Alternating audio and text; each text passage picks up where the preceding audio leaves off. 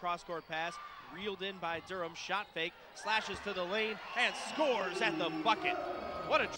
Imploring his team to keep playing defense. Chris Manhurst answers the call with a Barron. Long pass ahead to Washington, to Sosa. Sosa to Jordan Heath, who dunks it home.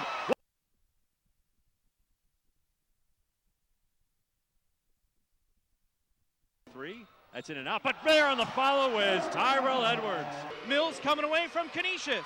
Mills at half court, puts it up.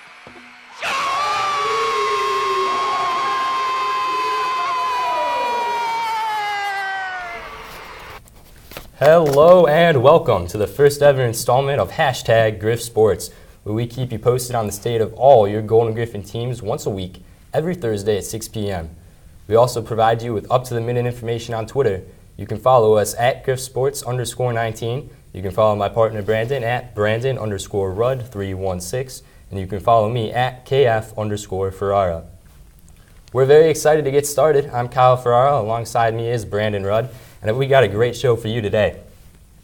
We certainly do, as we take a look inside Coach Jim Barron's 400 career win, talk with Griff's play-by-play announcer Mike Scott, and we'll give you a taste of Buffalo's sports scene as well. But first, let's take you around the MAC.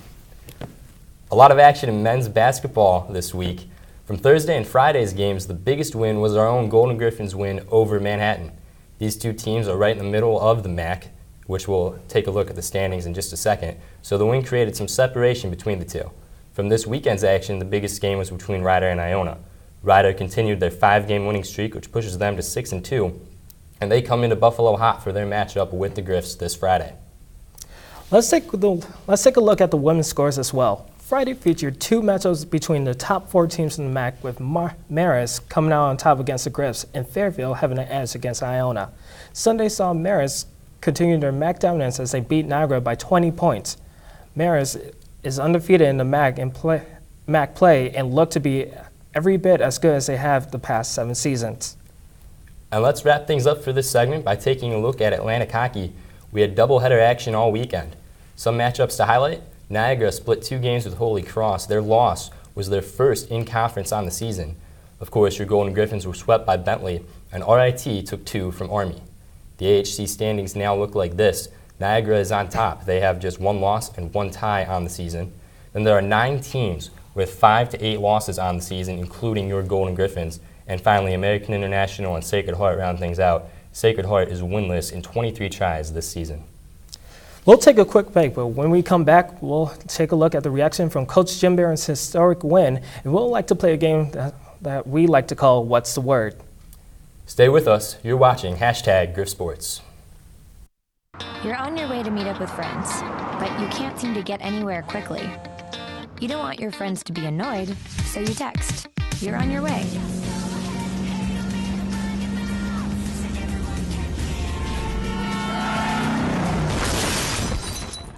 Five seconds is the average time your eyes are off the road while texting while driving. Make sure you get where you're going.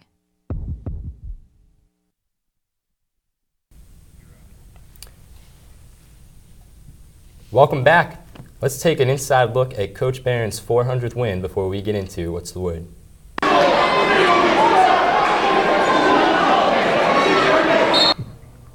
Upon Coach Barron's arrival, he delivered a sense of competitiveness and excitement that hasn't been around Canisius since the team was last relevant in the 2000-2001 season.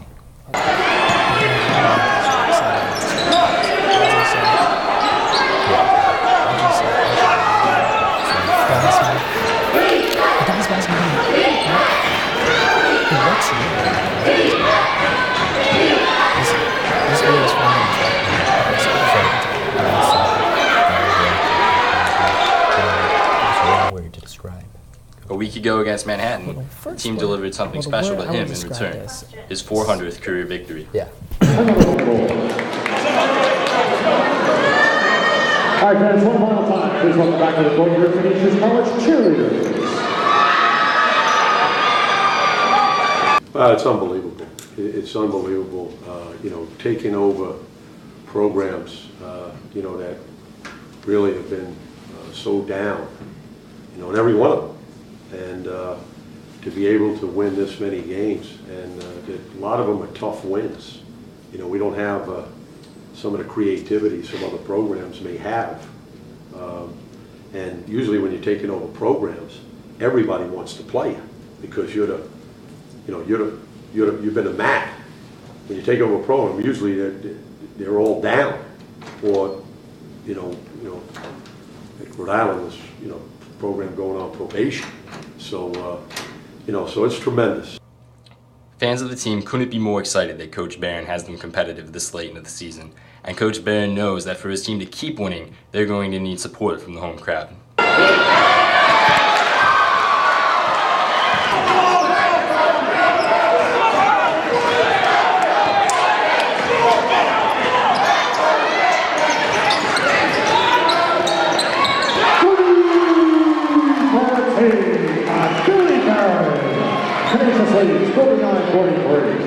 I love Coach Barron so far. He's brought an excitement that it hasn't been in the school the past couple of years. It's contagious. The student section's coming alive. It's really transformed the basketball team. It's made it exciting and fun to come to games again. It's been awesome so far. I don't think any of us expected a 500 season, so we're thrilled. Love Coach Barron. Do you think there's a massive difference between this year and last year? Oh my!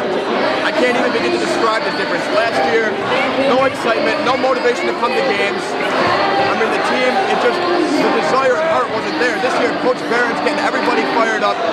He's walking around school, handing out free tickets. He's having pep rallies. Student section loves him. Winning games, it's a huge difference. But some things are more important to Coach Barron than just winning. But what's even more important to me is to have my sons with me, Billy and Jimmy, to graduate so many student athletes, almost 100%. And that to me is extremely, that is as important as the victories on the court. Because, I know that, they have a chance in life to make it by having that degree. And so that's what it's really, to be honest, is, trying to develop the student athletes. Coach Barron cares so much about the student athletes that he didn't even tell them about his upcoming personal milestone.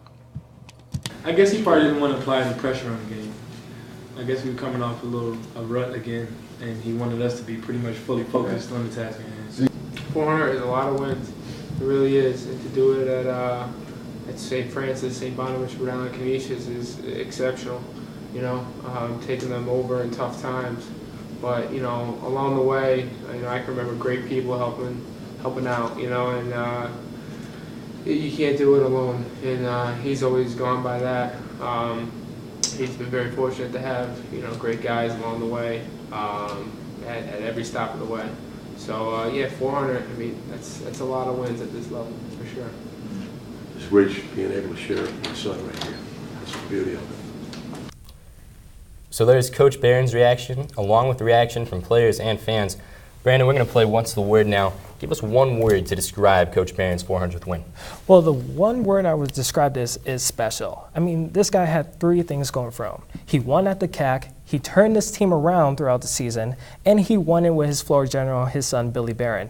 I don't know what you could describe it, but I know it has to be the word special. He turned it around, and to win something with your son, to be proud as a father, and have all the support, as you saw in the video with the fans, that is pretty big. That's absolutely special. Now, let's talk about guys basketball, MAC play. How do you feel about that? Well, I think the best word to describe their play in the MAC is ambivalence. And what I mean by that is they've won games they needed to win, for instance, their second game against Siena, but they've also lost games, i.e. Fairfield, the first Siena game that they had no business losing. And so despite all the excitement that's around them, there's still a little bit of a sense of worry because we haven't seen this team have huge success before, that they might fall apart. But I don't think that's going to be the case. I think they're going to continue to roll and will be right up there come tournament time. Now, we're going to take a look at Tia Mills' famous buzzer beater from the women's game against Siena right now, and we'll talk about that in just a second.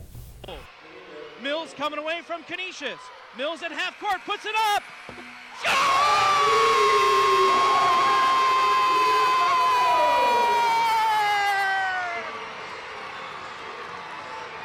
Oh, you didn't know?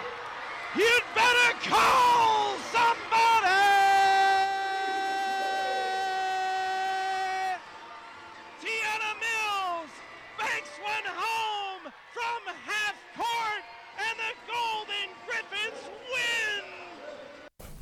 the very funny Mike Scott on the call. Unfortunately, we had an interview lined up with Tia Mills, but due to technical difficulties, we just have the one soundbite. Here's her reaction from the shot that she hit.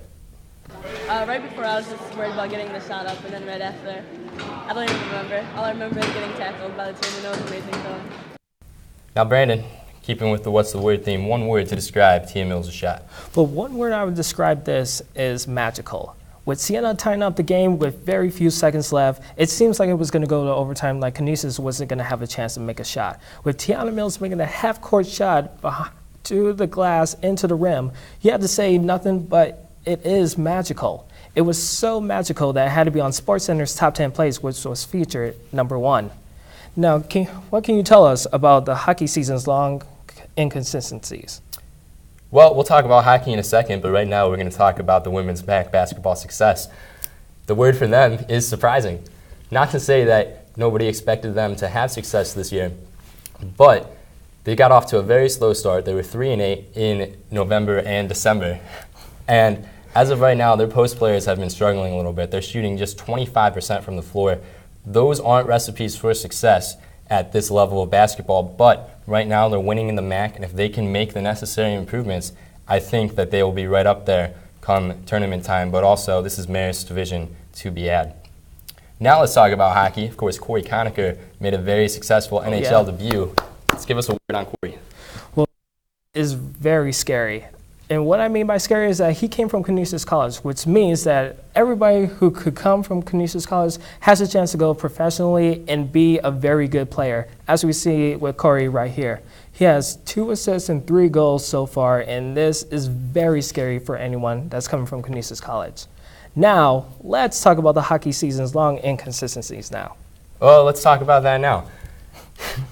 The word I would use to describe hockey so far is pacifying. And that is to say, with no NHL, they could have gone out there, played a man short every night, and done whatever they wanted, and fans still would have supported them. Not to say that nobody's going to care now that the NHL is back. The fans are still going to be there. But nobody's really paid attention to the inconsistency so far. They're still in a position in the AHC standings where if they win a few games in a row, they can make a run. But again, the word is pacifying. They were a real replacement for the NHL during that lockout. We'll take a quick break. Coming up, our interview with the voice of the Griffs, Mike Scott, the Golden Performer of the Week, Rudd's Rant, and you'll hear what I'm screaming. This is #Griff Sports.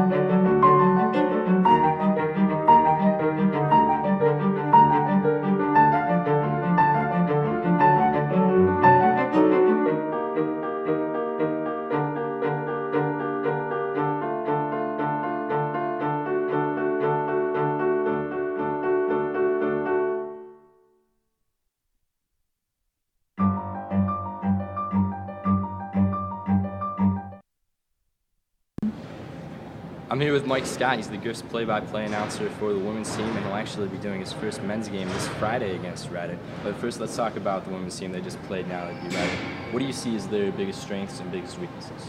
Well, I think one of the things that you've seen this team evolve through the year, one of their big strengths right now is Ashley Durham, the way she's playing. It's been incredible. She's playing the best basketball of her career. And it's really interesting how this team's evolved, because at the start of the year, they were a three-point shooting team, and they were a let's pound it into the post type of team. They didn't get too much of slashing or scoring from their guards, scoring off the bounce. And now what you're seeing in conference is teams trying to take away the three-point shot for the Griffs. So they've had to find other ways to score, and they've been able to do that, especially these last few games where they've won 5 of their last 7, and they've done it with their guards, scoring off the bounce and creating inside, getting into the paint, getting to the foul line, and then giving their opportunities for their forwards by making that extra pass when they do blow past their defender on the outside. Absolutely, and they got off to such a slow start. They were 3-8 in November and December. Do you think having to make those adjustments is what's gotten them going in the right direction? Yeah, I think so. Every team's got to find multiple ways to score. You can't just sit back and chuck up threes for an entire season, because every team's got a great scouting staff. I know when we go on the road, we watch all kinds of film about our opponent and try to make them play to their weaknesses. Try not to let them do the things that they want to do that they're really good at doing. So each and every game, our opponent has us on film, and they're saying, how do we take the three-point shooting away? How do we take Jamie Ruddle away? So the fact that they've been able to find other ways to score, and quite frankly, the fact that they've been able to play better man-to-man defense as the season's progressed, has been huge for this team to turn things around. You talked about Ashley Durham and trying to get inside more, but even despite that, the 4 post players haven't really been playing up to par. They were at 25% shooting, and Coach Zay made a change in the starting lineup. We saw Jamie Ruddle and Ashley Wilkes go to the bench for this one, and it was Lennox and Braun starting. Do you think that change kind of helped out today, or do they still struggle? No, I think the post players are still struggling a bit to finish inside, and they're working on it quite a bit in practice. They've been talking about it a lot, finishing high and soft. You saw a little bit more of that today, but I don't think they're all the way back where they need to be. I think the change to the starting lineup today, though, really helped out defensively, because they inserted Jen Lennox into the starting lineup, and she played great on the defensive end of the floor. She had 6 blocks in the ball game, which tied a record that's stood since 1987. I was 7 years old in 1987. This is a record that's been around for a long time. So I think they got what they were looking for on the defensive end of the floor, but they still need to work in practice and hope that Jamie Ruddle and Ashley Wilkes return to the form that they've exhibited in previous seasons and even previous games this season. So do you think they'll stick with the starting lineup they had today for a little bit? I don't know if they're going to stick with the 4-guard starting lineup. I think because they won the ball game, they might go back to it when the team takes on Loyola this week at noon in a Kids Day game on the road in Baltimore. But I would expect Coach Zay to go back to a more of a traditional 3-guard, 2-forward starting lineup and get Jamie Ruddle back in there. I don't think it's a permanent thing. Jamie started every single game of her conference career. This is the first one she didn't start, so I don't expect to see her coming off the bench too often. I think she'll get back into the starting lineup. All right, well, let's switch gears a little bit and talk about Tiana Mills. I know I talked to Coach Zay at the beginning of the year, and he had told me that point guard is probably the biggest question mark for this team, and she just told me herself that she didn't expect to start at the beginning of the season. What have you seen in her play that's really allowed her to be successful early on and lead the team? Well, Tiana does a great job taking care of the basketball. She just doesn't turn it over. The passes she makes are smart, sound passes, and she's able to create for her teammates. And you've really seen her grow up throughout the year. She's really limiting, the turnovers that she does have now are very few and far between as the season has progressed. And I think you're also getting great play out of Brooke Angelos, who's just taking a little bit of the pressure off of Tiana's shoulders. But what they wanted to do was get Ashley Durham into more of a shooting guard role, let her score off the bounce, and not have her worry so much about being the distributor of the basketball. The other great thing about Tiana, last year Canisius really struggled with pressure, full court pressure, 3/4 court pressure. They're going to see it when they take on Loyola this week too. But Tiana's she's got a great handle, and she's able to alleviate that pressure on her own and get them into their offensive flow, and that's really when this team's playing their best, is when they're able to get into their half-court offense. So to me, the biggest difference that Tiana's made is her ability to dribble through pressure, and the biggest difference that Brooke has made, Brooke Angelos, is her man-to-man defense. I didn't know she was such a good defender, and she's really stepped up her game in that regard. Same focus on Tiana. Of course, she had that huge shot against Siena, and that's the question I've got to ask you. Because, of course, you were more excited than anybody on that call. Of course. What was kind of going through your head at that time? Well, we hadn't had a buzzer beater in my time here, and we hadn't had a buzzer beater in 18 years. So it happened so fast. There was no timeout between the tying basket that was scored by Siena and the half-court heave from Tiana Mills. I guess if I had to replay it in my mind, I saw Tiana come away with the basketball. I knew time was running out. I knew she didn't have time to pass, and I knew it was going to be a half-court shot. When she let it go, it looked to be on line. And you ever watch golf, and the guy hits a good shot, and he stares it down from the middle of the fairway? You know when Tiger Woods is pin-seeking, when he's staring it down. Tiana was still staring that basketball down as I was keeping an eye on her and keeping an eye on the ball flight. I started to think, this one's got to be close. And when it went in, I've watched Rick Jenneret for my whole life growing up in Buffalo. So I had kind of a elongated, call of the basket going in, which kind of, while you're screaming, at the same time I'm thinking of something to say, and the catchphrase from the WWF in the mid-90s, "You better call somebody," just sort of popped into my head, and I went with it. There's no time to take it back, and I went with it, and we laid it down, and it kind of hit the high note at the end, which was good, and it wound up on SportsCenter. I never thought that you'd receive so much attention from a call like that. It was an amazing 48 hours, and I think, just one more point on it, one of the best things about it was a chance to go on WGR and go on Time Warner, Cable Sports Channel, and some of the other shows around here and promote our 3 for a Cure campaign. Everybody wanted to interview Tiana and I after, we got on SportsCenter, so it was a chance to let people know about the 3 for a Cure that Canisius is doing, where you can donate for made 3-point field goals to help find a cure for neurofibromatosis. That was Mike Scott, the voice of your Golden Griffins. Brandon, I was also able to talk to Mike about the guys team a little bit, and he really thinks they have a shot at the NCAA tournament. In fact, he told me he had a surgery scheduled for the first week of the tournament. He had it postponed should the Griffs get there. So why don't you right now give us your take on the Griffs' chances at an NCAA tournament berth? Well, the Golden Griffins do have a chance of being in the NCAA tournament. He was right to postpone that surgery. When they shoot threes, they are very deadly, with Sosa, Barron, and even the Heat brothers shooting threes. When they get going, they can't be silent, as they saw in Ryder's game. Coach Barron has his team coming around, and everybody's starting believing. I wouldn't doubt that they'd be in the tournament. Strong words from our own Brandon Rudd. Now let's take a look at the Golden Performer of the Week, and this week it is Ashley Durham. Take a look at her numbers on the screen right there. She had a combined 41 points and added 8 rebounds and 6 assists in the win on Sunday. She now has scored in double figures in 7 straight games, the longest such streak of her career. Now I'll turn it over to you, Brandon, for your rant on the Buffalo Bills. Well, as you're going to know, I'm a diehard Buffalo Bills fan. And when I looked over the past season, we had the same so-so season we had for a couple of years. Now, I was wondering what the front office was going to do to change what's been happening over the past seasons. Well, they did a good thing by hiring Doug Marrone as their head coach from Syracuse, and also the offensive coordinator from there. Doug Marrone was a protege from Sean Payton and Tom Coughlin during their heydays when they won the Super Bowl. And they also got a defensive coordinator from the Jets' defensive team. When I look at this team of the Buffalo Bills, they have 3 Pro Bowl players. C.J. Spiller, that rise from the ashes, Jairus Byrd, who is in free agency this offseason, and Kyle Williams has been the most consistent defensive player for this team. And Mario Williams actually proved that he was worth the money. So what's got to happen for the next year's season? Well, they have to get a linebacker or a quarterback to change that team and finally give the Buffalo Bills fans some hope into the next season. This has been Red Fran, and back to you, Kyle. Thanks, Brandon. Have you ever had to prove a point so bad that you just have to scream about it? Well, let me tell you a story. Back in Cleveland, just after Christmas, when the NHL lockout ended, it passed with only a yawn. In fact, in my house, not a creature was stirring, not even a mouse. But up here in Buffalo, it was like Christmas came again just a few weeks later. And I know no one here has any time for a Cleveland hockey hater. So that's why right here, right now today, I'm going to put on the Sabres hat. I'm going to say, let's go Buffalo, go Sabres. I'm Kyle Ferrara, and that's what I'm screaming. Nice. Now let's end the show by taking a look at what is to come for the Griffins this week.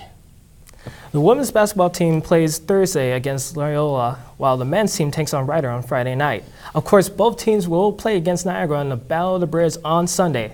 The tickets are sold out for the doubleheader, which would be aired for ESPN3. Meanwhile, hockey has a home-and-home with AHC rival Mercyhurst, while synchronized swimming gets their season underway against Incarnate Word. And swimming and diving will compete against SUNY and Fredonia. That's all we have for you this week. Tune in again next week, Thursday at 6 p.m.